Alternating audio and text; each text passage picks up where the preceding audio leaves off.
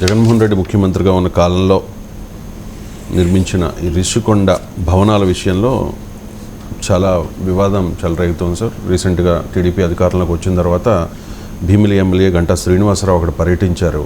అక్కడ కొన్ని ఎక్స్క్లూజివ్గా విజువల్స్ కూడా బయటకు వచ్చేసారు. దీంతో అక్కడ ఉన్న బాత్ టబ్ అవ్వచ్చు, లేకపోతే బాత్రూమ్ కమోడ్స్ అవ్వచ్చు, విలాసవంతమైన సౌకర్యాలు అవ్వచ్చు. సో దాని మీద అంటే పేదల ప్రతినిధి కట్టించుకున్న పెత్తందారీ భవంతి అంటూ తెలుగుదేశం పార్టీ పెద్ద ఎత్తున ప్రచారం చేస్తుంది.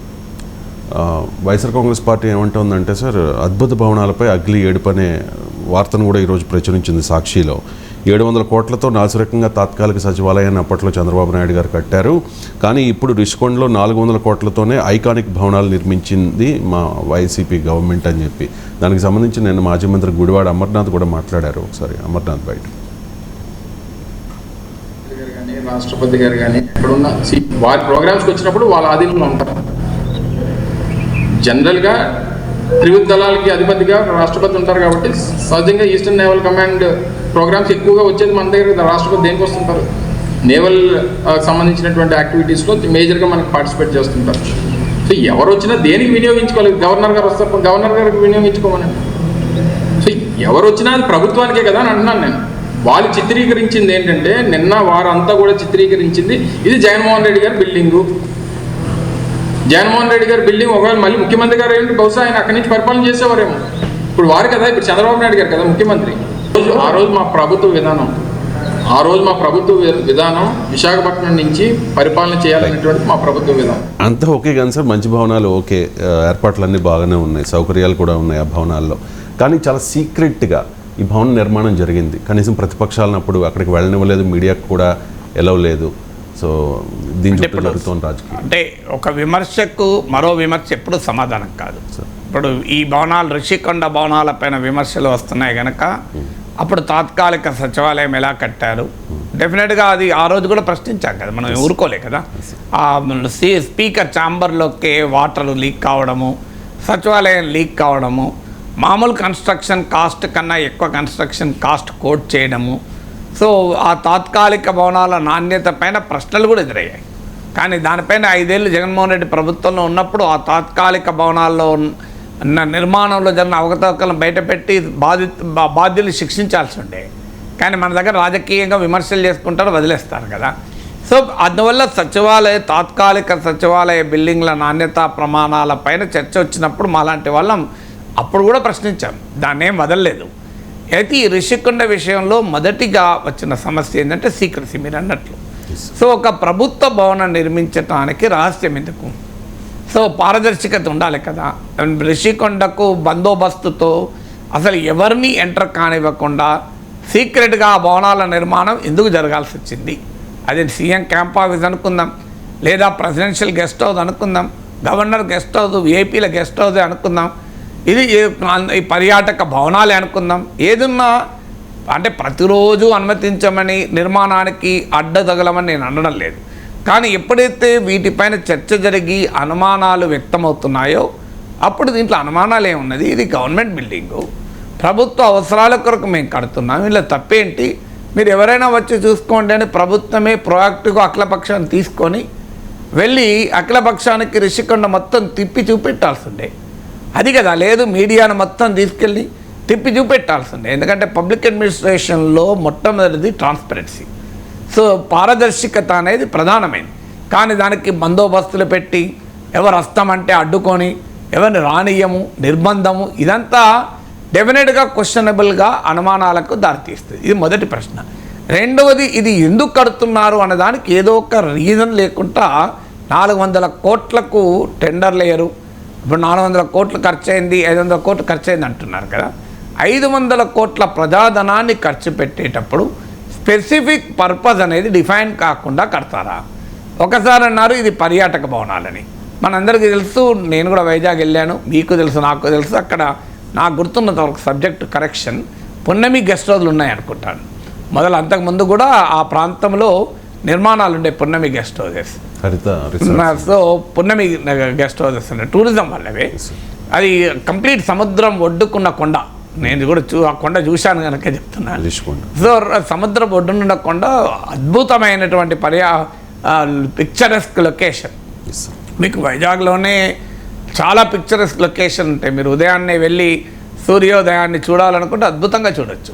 సో అందువల్ల ఆ పిక్చరస్క్ లొకేషను మీరు ఒక బిల్డింగ్ కట్టారు. ఒకసారి అన్నారు ఇది పర్యాటక భవనాలు అన్నారు, రెండోసారి అన్నారు కాదు ఇది ఎవరన్నా ప్రెసిడెంట్ వస్తాడు, నావల్ కమాండ్, ఈస్టర్న్ కమాండ్. ఇప్పుడు మీరు బయటలో చూశారు, ప్రెసిడెంట్ ఎప్పుడు వస్తాడు, ఏడాదికి ఒకసారి వస్తాడు. గవర్నర్ వచ్చినప్పుడు ఉండొచ్చు. గవర్నర్ రావడానికి 7 భవనాలు అవసరం లేదు కదా. నాకు తెలిసినంత వరకు అవి 7 బ్లాక్లు కట్టారు ఇక్కడ. సో 9 ఎకరాల్లో 7 బ్లాక్లు కట్టారు. 3 buildings. సో ఏమని 3 buildings, 7 blocks. 7 బ్లాక్స్ కట్టారు మొత్తం మీద. 7 బ్లాక్లు 9 ఎకరాలు కట్టారు. Yes, sir. సో అంత కట్టాల్సినటువంటి అవసరం లేదు కదా. ఏ ప్రెసిడెంట్ వచ్చినా, ఏ గవర్నర్ వచ్చినా 7 బ్లాకుల్లో నివసించాడు కదా. Yes, sir. సో అందువల్ల ఇప్పుడు ఏమంటున్నారు, కాదు అది సీఎం క్యాంప్ ఆఫీస్ అయినా అప్పుడు ఒకవేళ ముఖ్యమంత్రిగా మళ్ళీ జగన్మోహన్ రెడ్డి వస్తే మా ప్రభుత్వ నిర్ణయం కనుక విశాఖపట్నం నుంచి పాలించాలని, అది ముఖ్యమంత్రి క్యాంప్ కార్యాలయంగా ఉండేది అని అది కూడా చెప్పొచ్చు కదా. ఇప్పుడు రాష్ట్ర ముఖ్యమంత్రికి ఆఫీస్ వద్దని ఎవరు అన్నారు కదా. సో ప్రగతి భవన్ ఇప్పుడు కేసీఆర్ కట్టుకోలేదా? కానీ అది విలాసవంతంగా కట్టినప్పుడు ఖచ్చితంగా విమర్శలు వస్తాయి. ఎందుకంటే ప్రజాస్వామ్యంలో ప్రజల్ని పాలించే నాయకులు విలాసవంతమైన భోగలాలస జీవితానికి అధికార డబ్బులతో, ప్రజల డబ్బుతో ఉండకూడదు. ఇప్పుడు అందుకే ఆ కంపారిజన్ వస్తుంది. పేదవాడికి ఇచ్చేదేమో 2 సెంట్ల భూమి, ఇక్కడ బాత్రూమ్ అంతా కూడా లేదు పేదవాడి భూమి. ఈ కంపారిజన్ వస్తుంది, అన్యాయం అనిపిస్తుందా లేదా? మీరు పేదవాడికేమో 2 సెంట్ల భూమి ఇస్తారు, అక్కడికి ఈ అధికార భవంతిలో ఒక బాత్రూమ్ సైజు కూడా ఉండదు. ఇప్పుడు ఆ బాత్రూమ్కు 12 లక్షలను వస్తున్నారు. దాన్ని వైఎస్ఆర్ కాంగ్రెస్ కూడా డిస్ప్యూట్ ఏం చేయలేదు. ఫిగర్స్ 13.5 lakhs సార్ ఒక్క కమ్మోడుకు. అంత అవసరమా? మన గాలి జనార్దన్ రెడ్డి బంగారంతో కమ్మోడ్లు చేయించుకున్నాడు అన్నప్పుడు విన్నాం. ఆయన డబ్బులు కాబట్టి ఆయన డబ్బులు కూడా చేయించుకోకూడదు అంట నేను. ఈవెన్ ఆయన డబ్బులు అయినా కూడా కాన్స్పిక్వస్ కన్సంప్షన్ అనేది, కాన్స్పిక్వస్ డిస్ప్లే ఆఫ్ వెల్త్ అనేది నేరం. నాకున్నది కదా అని నేను బంగారంతో కమ్మోడు చేయించుకుంటా అంటే సమాజం యాక్సెప్ట్ చేస్తుందా? నీ సొంత డబ్బులేనా, దాన్ని ఇంకా వేరే రకాలుగా ఉపయోగించుకో. లగ్జరీస్ని ఎలో చేస్తారు, కానీ బియాండ్ అ పాయింట్ లగ్జరీస్ కూడా అది చాలా. అందులో ఇదే థింగ్ మీరు అన్నట్లు ప్రజల సొమ్ముతో 13 లక్షల కమ్మోడు అవసరమా? అన్యాయమే కదా అది. డెఫినెట్గా అదే. ఇప్పుడు వైఎస్ఆర్ కాంగ్రెస్ పార్టీ దానికి సమాధానం చెప్పాలి. ఇదేవల్ల సీఎం క్యాంప్ ఆఫీస్ కొరకే కూడా వాడుకునే వాళ్ళం అంటే, ముఖ్యమంత్రి క్యాంప్ ఆఫీస్లో కమ్మోడు 13 లక్షలు ప్రజల సొమ్ము పెట్టడం న్యాయమా? సో ఈ ప్రశ్నకు ఆన్సర్ లేదు. వైసీపీ ఇప్పుడు ఒక సమర్థించుకునే క్రమంలో ఇబ్బందులు పడుతుంది. ఇప్పుడు క్లెయిమ్ ఏంటి అది? రేపు అవును సీఎం ఉపయోగించుకునేవాడు కావచ్చు, ఉపయోగించుకొని నేను అభ్యంతరం లేదు, ముఖ్యమంత్రి క్యాంప్ కార్యాలయం ఉండాలి. కానీ ముఖ్యమంత్రి 13 లక్షల కమ్మోడే కావాలా? సో అది కదా question. So there is a limit to anything కదా. సో అది కూడా మీరు ముఖ్యమంత్రి కార్యాలయంగానే కట్టి ఉంటే, మాది విశాఖ ఎగ్జిక్యూటివ్ క్యాపిటల్, మేము ముఖ్యమంత్రి కార్యాలయం ఇక్కడ నిర్మించుకుంటున్నాం అని నిర్మించుకోవచ్చు. అయితే ఇక్కడ ఇంకొక సమస్య కూడా వస్తుంది. ఇప్పుడు ముఖ్యమంత్రి ఇలాగే ఒక నిర్మాణం కృష్ణానది ఒడ్డున ప్రజావేదిక నిర్మాణం జరిగింది. చంద్రబాబు నాయుడు టైంలో జరిగిన ప్రజావేదిక నిర్మాణం ప్రభుత్వ భవనం. అది తీర ప్రాంతంలో, నదీ తీర ప్రాంతంలో కట్టారు. పర్యావరణ నిబంధనలకు వ్యతిరేకంగా కట్టారని జగన్మోహన్ రెడ్డి ముఖ్యమంత్రి కావడంతోనే మొట్టమొదటి కలెక్టర్ల సమావేశం అక్కడే పెట్టాడు. పెట్టి ఇక ఈ బిల్డింగ్ ఉండదు, మీరు కూర్చున్న బిల్డింగ్ కూల్చివేస్తామని ప్రకటించాడు. ఆ రోజు కూడా మీరు నా యూట్యూబ్లో వీడియో కూడా ఉంటుంది, ప్రజావేదిక మీద 8 లక్షల మంది చూశారు. ఆ రోజు కూడా చెప్పాను, నిజంగానే ముఖ్యమంత్రి నిబద్ధత ఉంటే కృష్ణా తీర ప్రాంతంలో ఉన్న అన్ని అక్రమ నిర్మాణాలని తొలగించాలి. అది ప్రజావేదిక కూల్చివేతతో మొదలైతే అది పర్యావరణపరమైన నిర్ణయం అనుకుంటాం. కాకపోతే అది రాజకీయ కక్షతో తీసుకున్న నిర్ణయం అనుకోవాల్సి ఉంటుంది. అది గీట్రాయ్ అని ఆ రోజు చెప్పాను నేను, ప్రజావేదిక కూల్చిన రోజు చెప్పాను. అయినా కూడా అక్రమ నిర్మాణాలు, ప్రైవేట్ నిర్మాణాలు తొలగించినా ఇది ప్రభుత్వ డబ్బులతో కట్టిన భవనం 7 కోట్లతో కనుక దాన్ని ఏదో ఒక రూపంలో కట్టకూడదన్నది నిజం. కానీ ప్రభుత్వమే పర్యావరణ నిబంధన ఉల్లంఘించడం అన్నది నిజం, తప్పు. కానీ కట్టారు కదా, మరి ఇది 7 కోట్ల ప్రజాధనం ఖర్చు పెట్టారు కనుక దాన్ని ఏదో రూపంలో ఉపయోగించుకోవడం ఒక ఎత్తు. లేదు ప్రైవేట్ వారికి మేమేం చెప్తాం, ప్రభుత్వమే తప్పులు చేస్తే క్రెడిబిలిటీ ఏముంటుంది అనుకున్నారా? దాని ప్రభుత్వ భవనాన్ని కూల్చడంతో మొదలుపెట్టి తీరం ప్రాంతంలో ఉన్న అన్ని అక్రమ నిర్మాణాలు కూలుస్తామని ఏవి కూల్చారు చెప్పండి నాకు. ప్రజావేదిక తర్వాత ఒక్కటంటే ఒక్క అక్రమ నిర్మాణాలు కూల్చలే. అందువల్ల అది క్లియర్గా ఆ రోజు నేను చెప్పిన గీట్రాయ్ ఏంటి, మీరు కృష్ణానదీ తీరాన ఉన్న అన్ని అక్రమ నిర్మాణాలు కూలుస్తారని ఆ రోజు మాట ఇచ్చారు కూడా. కానీ ఆ మాట నిలబెట్టుకోలేదంటే రాజకీయ కక్షతో చేసిందే కదా. అంటే కృష్ణానది తీరంలో ప్రభుత్వ భవనం ప్రజావేదిక కడితే తప్పైతే ముఖ్యమంత్రి క్యాంప్ కార్యాలయం ఋషికొండలో సముద్ర తీరాన కడితే రైట్ అవుతుందా? అయితే ఒక వాదన ఏంటంటే కోస్టల్ రెగ్యులేటరీ జోన్ అనుమతులు ఉన్నాయి, పర్యావరణ అనుమతులు ఉన్నాయి. అనుమతులు మరి ఏ రకంగా ఇచ్చారు? అయితే అక్కడ ఇదివరకు పున్నమి గెస్ట్ హౌస్లు ఉన్నమాట నిజం. అంటే మన దేశంలో చాలా పర్యావరణ నిబంధనలు మనం ఉల్లంఘిస్తూ ఉంటాం. కానీ ఇండిపెండెంట్గా కోస్టల్ రెగ్యులేటరీ జోన్ సిఆర్జెడ్ నిబంధనలకు అది అనుమతిస్తుందా? సముద్ర తీర ప్రాంతంలో అలాంటి భారీ నిర్మాణాలు కట్టచ్చా? ఎందుకంటే మనం చూసాం కదా కేదార్నాథ్ వరదలు ఎందుకు వచ్చాయి? మీరు నదీ తీర ప్రాంతాల్లోకి చొచ్చుకెళ్ళి భారీ నిర్మాణాలు కట్టారు. అందువల్ల సెన్సిటివ్ ఇకలాజికల్ ప్రాంతంలో అంతటి భారీ నిర్మాణాలు కట్టవచ్చా? అంతకుముందు ఉన్నాయి కదా బిల్డింగ్లు, వాటి ప్లేస్నే కట్టినామని అనొచ్చు. కానీ అది ప్రభుత్వమే చేయవచ్చా? ఇప్పుడు ఆ రోజు జగన్ ప్రజావేదిక కూల్చినట్టు చంద్రబాబు నాయుడు ఋషికొండ ప్యాలెస్లను కూలిస్తే వైఎస్ఆర్ కాంగ్రెస్ అంగీకరిస్తుందా?